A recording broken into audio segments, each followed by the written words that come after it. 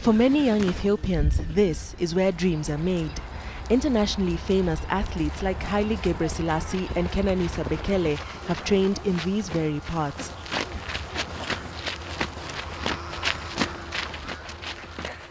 Many of the runners here brave the early morning chill so they can be just like them. They attend a training camp named after Turnesh Dibaba, who is the current holder of the world 5,000-meter record. The trainees were picked from across the country, but their future will depend greatly on the weather conditions here. Athletes require no more than 20 degrees when training, and because it's generally cool, Asella used to be perfect. Not so lately. Temperatures rapidly increase as the day progresses, and now runners have to get up earlier before training becomes almost impossible. There's a good climate in Asella, but it's getting similar to the capital, Addis Ababa. Famous runners like Tirunesh come from here, and I hope I'll be as successful as they are in future. Before, we would train and then compete in Addis, where we would perform better. But now the temperature in Addis is similar to here, so we are facing problems.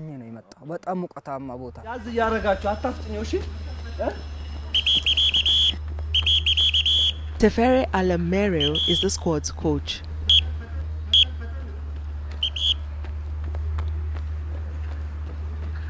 The temperature is changed time and to time, hot and hot. So it will be difficult to train the athletes for the future herein because of the climate is changed.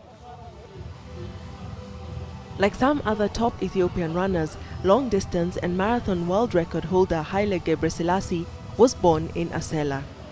When we spoke to him at his gym in Addis Ababa, he had recently returned from the region and agreed that the weather in Asella is hindering training nowadays. 3 weeks ago I was in Asella and I had the chance, just to jog, 3 kilometers.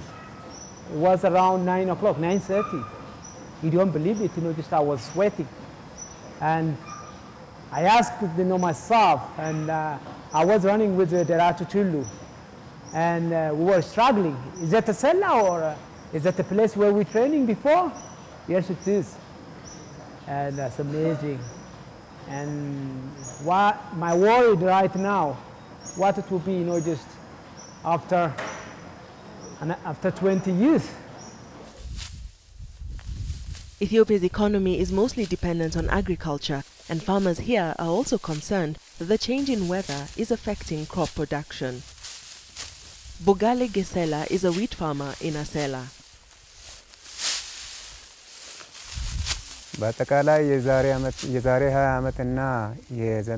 20 years ago in general, the weather was cold. Now, it is very hot. That is why growing crops is difficult for farmers, because the weather is unpredictable. Carbon emissions, mostly from Western countries, are responsible for causing erratic weather conditions not just in Ethiopia, but all over the world. Last December, the United Nations held an international conference in Copenhagen to try and get countries with the highest emissions like China and the USA to lower their greenhouse gases.